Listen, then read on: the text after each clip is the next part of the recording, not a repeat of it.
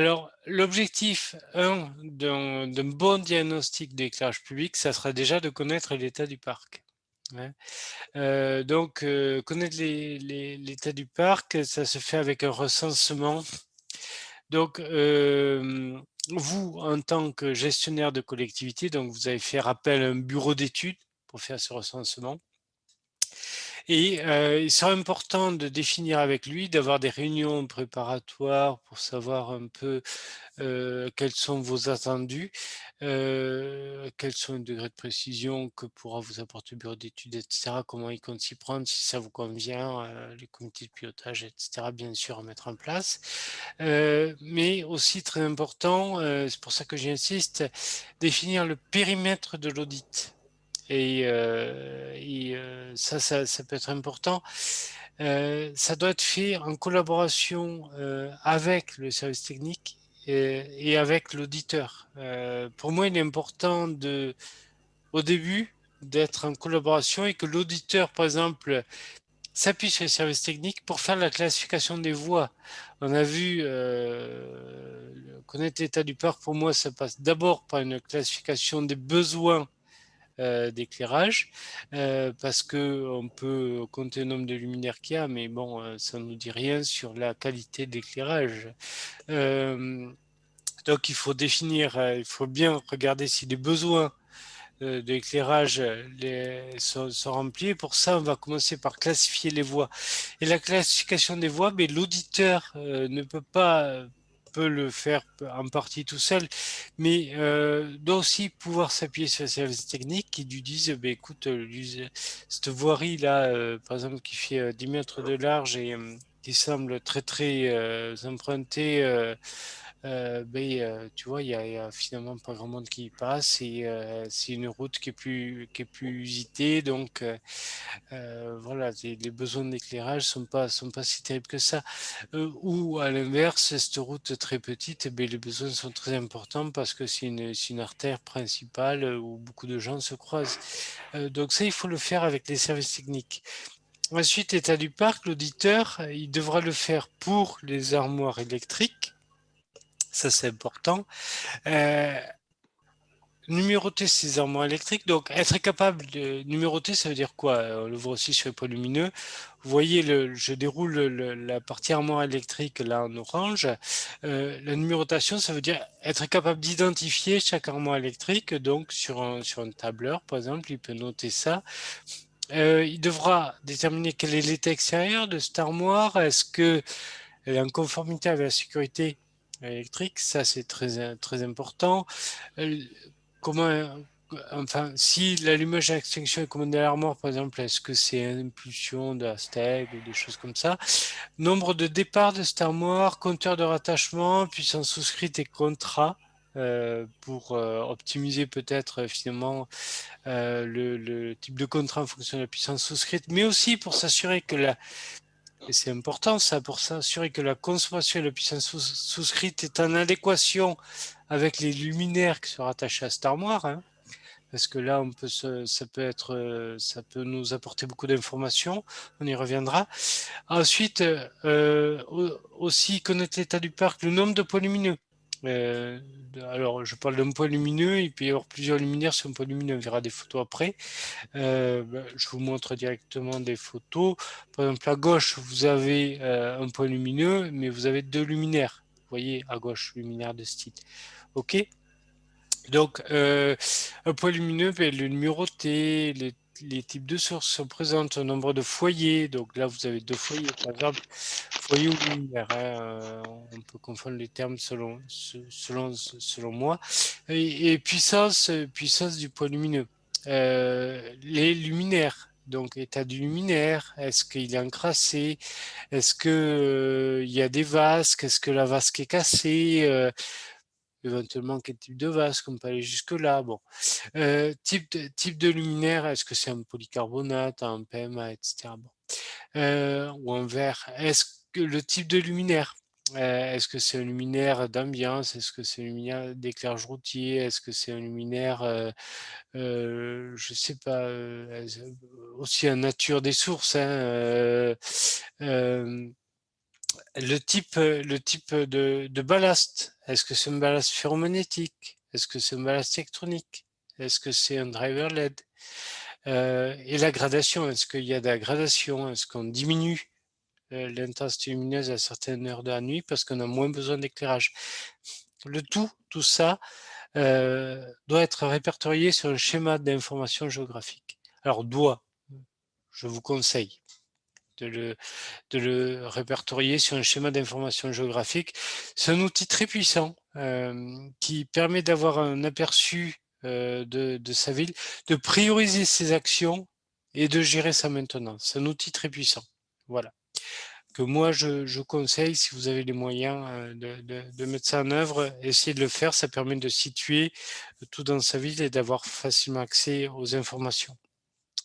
Donc, vous savez ce que c'est un schéma d'information géographique? C'est vous avez un plan de votre ville, vous avez différentes couches, on ne va pas rentrer dans la théorie des schémas d'information géographique, mais vous avez en gros un plan de votre ville et sur ce plan, vous placez toutes vos armoires électriques, tous vos points lumineux, tous vos luminaires et quand vous, comme sur Google Street View quoi, hein, quand vous cliquez sur un point, vous avez toutes les informations qui apparaissent.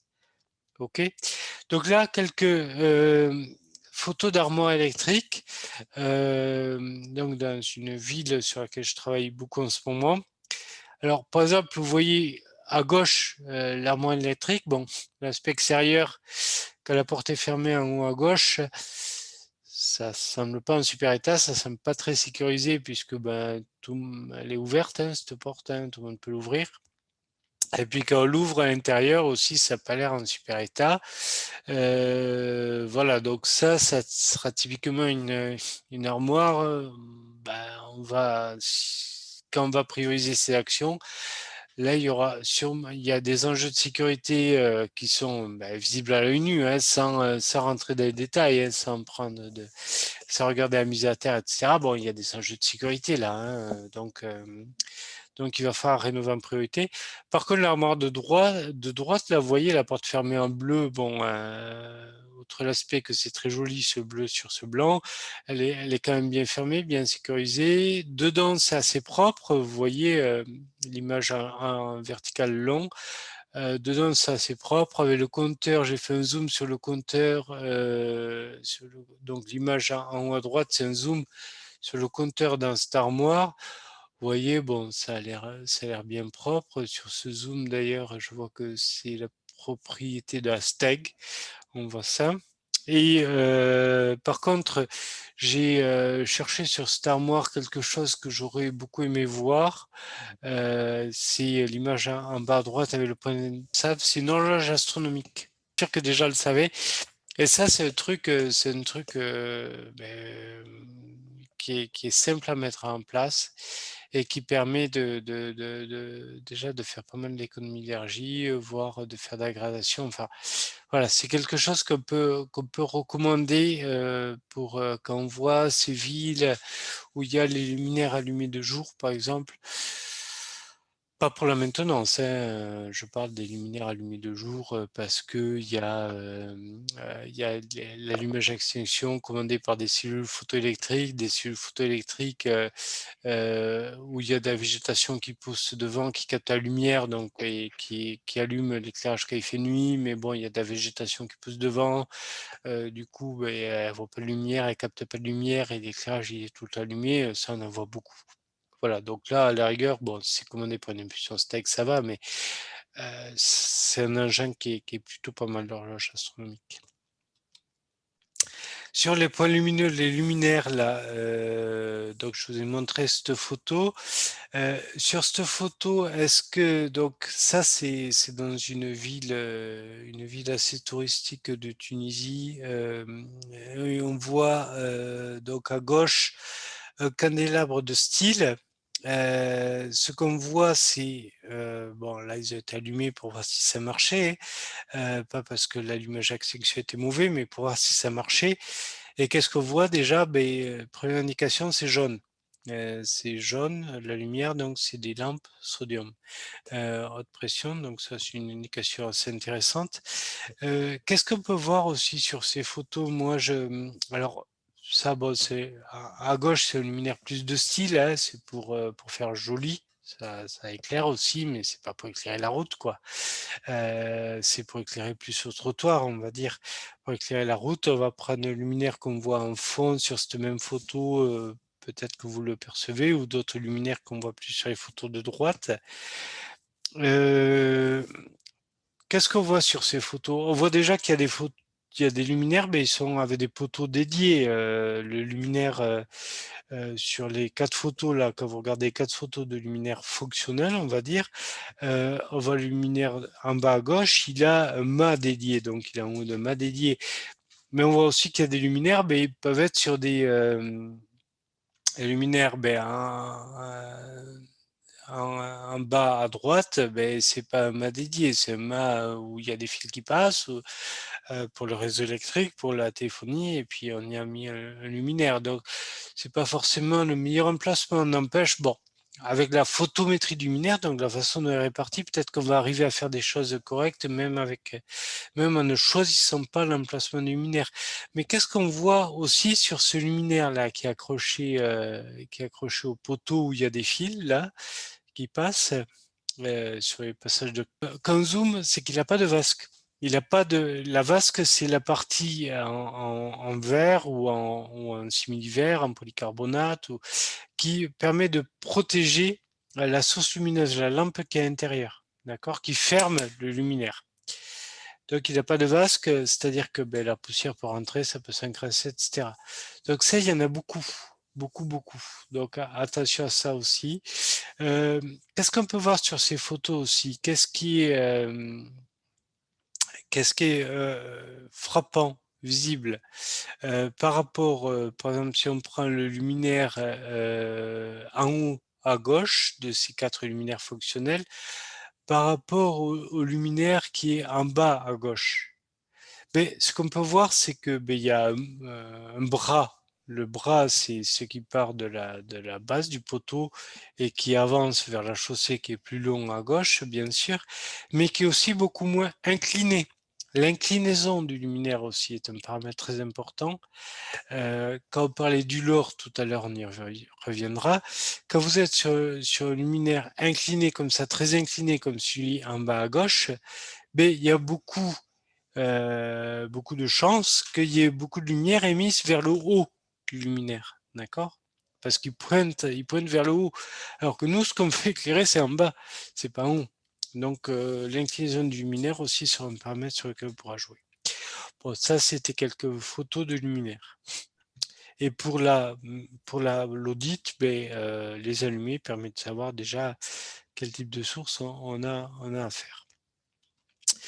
Objectif 2 de l'audit d'éclairage public, analyse de la gestion du réseau. Très vite, c'est comment est géré le réseau éclairage public par la collectivité, par la commune. Donc, analyse de la maintenance, analyse des ressources humaines mises en œuvre, analyse des moyens mis en œuvre pour la maintenance, personnel, matériel, c'est le deuxième point. Le premier point, ça va être comparateur d'indicateurs à partir du recensement en fonction des situations similaires, des villes à peu près similaires. Le recensement nous a permis de savoir combien de points lumineux on avait dans la ville, combien de voiries, etc.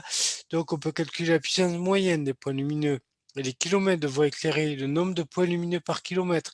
Tout ça, c'est des indicateurs qu'on pourra comparer. Je vous donnerai des éléments de comparaison pour savoir si finalement, est-ce que l'éclairage public dans ma ville, il y en a est-ce que c'est déconnant ou pas, quoi? Déjà, c'est une première estimation. Euh, à travers d'indicateurs. Analyse des moyens mis en œuvre. Est-ce qu'il y a suffisamment de gens pour assurer la gestion de ce réseau? Est-ce qu'il y a suffisamment de matériel? Est-ce qu'il y a des nacelles pour l'entretenir? Ou vous pouvez faire aussi appel à une entreprise extérieure pour maintenir. Analyse du plan de maintenance. Ça, on insistera beaucoup là-dessus. Il y aura une session dédiée à ça. Est-ce que c'est de la maintenance préventive ou de la maintenance curative? Alors, préventive, ça veut dire que on va dire, OK, moi, j'ai installé ces luminaires il y a 10 ans dans cette rue. Je sais que c'est des luminaires mercure haute pression. Je sais qu'au bout de 10 ans, c'est plus la peine, même avant d'ailleurs, hein, il faut tous échanger. Donc, même s'il y en a qui éclairent encore dans cette rue, je vais tous échanger. parce que j'ai plus suffisamment de lumière et que bientôt les gens vont plus rien voir, ça va consommer pour plus rien et que, en plus, il y en a qui éclairent déjà plus. Donc ça, c'est de la maintenance préventive. Je vais me déplacer en une fois et je vais tout changer. La maintenance curative, ça va être quand, la lumière va plus éclairer ou va plus suffisamment éclairer, je vais aller changer point par point. Donc, OK, je changerai pas des points qui marcheront toujours, mais par contre, je vais me déplacer si j'ai 10 000 points, mais je vais me déplacer 10 000 fois pour changer tout mon réseau. Bon, voilà, donc il y aura des optimisations peut-être à faire de ce côté-là. Donc, à l'issue de ça, l'auditeur devra être capable de proposer des formations au personnel, des formations techniques ou des formations au personnel de maintenance, propositions d'organisation de la maintenance. Voilà, des indicateurs, par exemple, je vous ai promis des indicateurs. Points lumineux par kilomètre de voie éclairée, donc ça c'est la source ADEME, hein, ADEME est partenaire de cette formation. Dépenses énergétiques des collectivités locales, donc c'est un état des lieux en 2017. Donc points lumineux par kilomètre de voie éclairée, 33, 35, 33 et en 2017, vous voyez, donc ça c'est évolution depuis 2000 et en 2017 on a 30,2 points lumineux par kilomètre de voie éclairée. À 0,16, c'est 160 watts en moyenne par point lumineux. Heure d'utilisation à pleine puissance, 2818 heures. Donc l'équivalent de pleine puissance, on y reviendra quand on parlera de gradation. Et le parc de lampe sodium, je vous avais dit qu'en Tunisie, il y en avait beaucoup, peut-être par rapport en France, 57%. En Tunisie, je pense qu'on est plus à 75% de lampe sodium. Voilà, vous avez des indicateurs comme ça que vous pouvez retrouver sur ce document disponible en ligne. Dépenses énergétiques des collectivités locales, état des lieux 2017. Vous avez un chapitre dédié à l'éclairage public. Vous avez sur les bâtiments, sur les déplacements urbains, etc. Mais un chapitre dédié à l'éclairage public où vous avez ces indicateurs par taille de commune aussi. D'accord, là je ne vous l'ai pas marqué parce que je ne peux pas tout marquer, mais c'est par taille de commune aussi. OK? Donc ça peut être intéressant. Parce que, ce soit en France ou en Tunisie, l'éclairage, c'est éclairage. Et le matériel, c'est le même qui est présent. D'accord? S'il y a une enquête comme ça en Tunisie qui donne ces indicateurs, la NME pourra nous le préciser. Je ne l'ai pas trouvé, mais peut-être qu'il y en a une. Servez-vous évidemment de celle-là. OK? Objectif numéro 3, connaître l'état de l'éclairage et le potentiel d'économie d'énergie. Donc ça, on va le faire peut-être par échantillonnage, ça. On parlait tout à l'heure d'échantillons. Là, ça sera un état des lieux, mais poussé, vraiment poussé. Et pour un échantillon donné, pour une armoire électrique, on va aller plus loin que s'assurer qu'elle soit en bon état, qu'il y a la sécurité, etc. On va regarder la puissance active, le facteur de puissance, les harmoniques de tension et de courant, la section des câbles, la chute de tension au bout de ligne, etc., etc. Donc, on va faire des mesures électriques de courant de tension de chaque départ. Ça permet de faire quoi? Je vous l'ai dit tout à l'heure, la partie 1, mais ça sera plus l'objectif numéro 3 qu'on va faire par échantillon. Les mesures de courant, ça va permettre de regarder que les consommations sont celles attendues par un nombre de points lumineux qu'on a, qui sont alimentés par cette armoire, puisqu'on va pouvoir savoir précisément combien de points lumineux sont par départ. Si on connaît la puissance par départ, la consommation par départ, on va pouvoir dire, mettons, vous avez 20 points lumineux qui font chacun 150 watts. 20 fois 150, ça fait 3 kilowatts. 3 kilowatts, c'est la puissance. Vous l'allumez 4000 heures par an.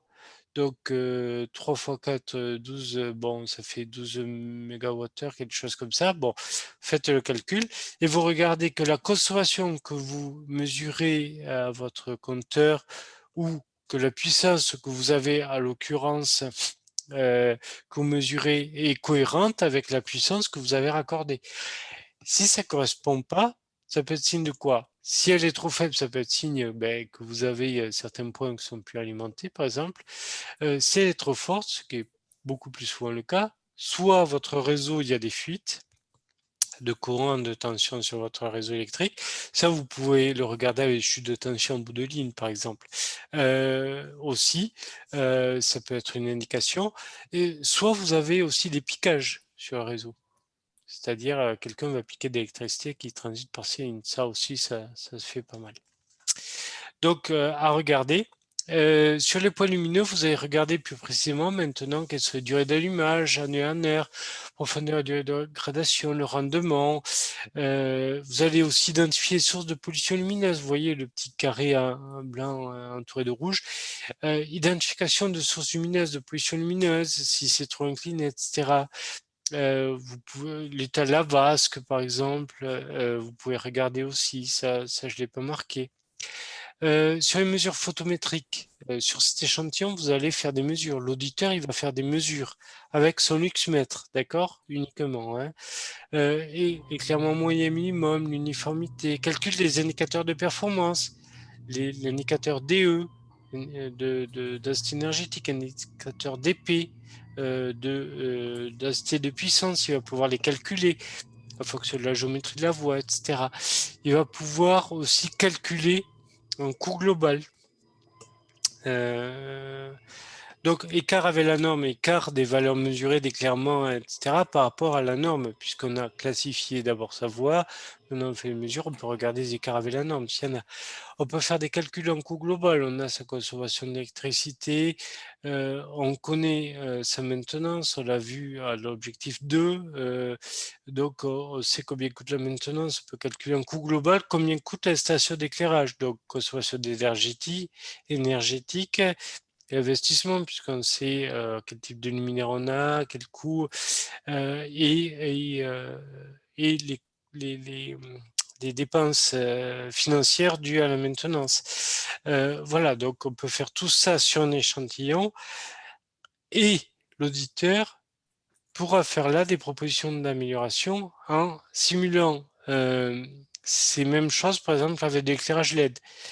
Et ce que je conseille, c'est de mettre en lumière, OK, voilà ce que tu as aujourd'hui sur ton réseau. Ça satisfait, par exemple, souvent pas aux exigences de la norme 13201. Voilà ton coût global.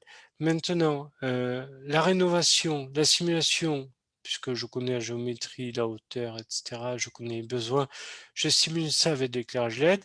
Voilà ce que ça pourrait te permettre d'obtenir comme indicateur de performance de ton réseau. Et voilà un coût global de combien ça te permettrait de baisser, parce que très souvent on est sur la baisse, les dépenses pour entretenir ton réseau d'éclairage public et avoir un bon éclairage. Alors attention à l'investissement par contre sur les LED. Hein. Ok, donc ça c'était l'objectif numéro 3, parce que l'objectif numéro 3 ensuite, donc il fait ces simulations-là, ensuite il devra proposer un plan d'action. Un plan d'action chiffré en termes d'investissement, en termes de coût global, et un plan d'action qui est pas sur toute la ville, partout, on va pas refaire toute la ville en une fois, d'accord? Donc ce plan d'action devra être phasé. C'est-à-dire aujourd'hui, pendant 2 ans, tu vas faire tel type de voie ou tel quartier où tu vas satisfaire tel objectif. Et puis ensuite, tu vas passer à autre chose. Mais il faut phaser. À moins que vous ayez moyen d'investir sur toute la ville en une fois. Mais souvent, on n'a pas trop les moyens d'investir sur toute la ville en une fois. Et puis, ça génère quand même des désagréments pour les citoyens. De faire des travaux sur l'éclairage public, ça peut couper la voirie, etc. Donc, il vaut mieux phaser ces travaux. OK? Donc, le plan d'action, il devra être chiffré, phasé, et ce que je conseille, c'est de découper à 3 niveaux. Premièrement, les investissements nécessaires, j'allais dire obligatoires, plus que nécessaires, de mise en conformité par rapport à la sécurité électrique. Donc ça, on l'a vu, l'armoire qu'on avait vue tout à l'heure, c'est clair, c'est d'abord elle. Ensuite, on passe aux autres investissements, mais d'abord, on va s'occuper de ça, en mettre en sécurité les concitoyens, les citoyens. Deuxièmement, investissement de mise en conformité avec les normes.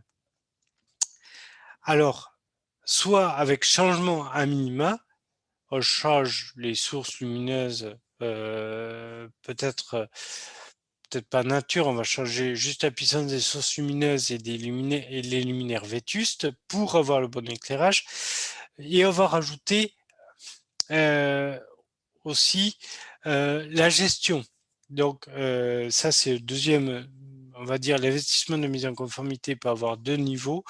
Le premier niveau, bon, on essaie d'obtenir l'éclairement et une uniformité qui est recommandée dans la norme, d'accord, en changeant ces sources lumineuses vétustes avec ces luminaires vétustes, ok. Et deuxième niveau, on rajoute de la gestion d'éclairage. Gradation, par exemple détection de présence ou autre, on verra ça. Troisième niveau d'investissement, mais là, on décide non seulement d'avoir le bon éclairage comme il faut, avec à respecter les valeurs de la norme, mais en plus d'avoir un éclairage durable et de réduire ses coûts de maintenance éventuellement. Par contre, ça va nous demander des investissements au départ plus importants, puisqu'on va changer ses sources lumineuses. Il ne s'agit pas là de sortir, de dévisser sa lampe sodium et revisser une neuve et de mettre un coup de chiffon sur ce luminaire. Là, il s'agit de changer carrément la tête de mât, le luminaire, et mettre de l'éclairage LED. Et voilà, donc c'est pour ça que je passe à un troisième niveau, parce que là, on sera vraiment sur le top. Et sur le troisième niveau, on peut bien sûr mettre de la gestion, de l'éclairage, etc. On peut mettre différentes choses, de la T-gestion, on en parlera durant cette formation, etc.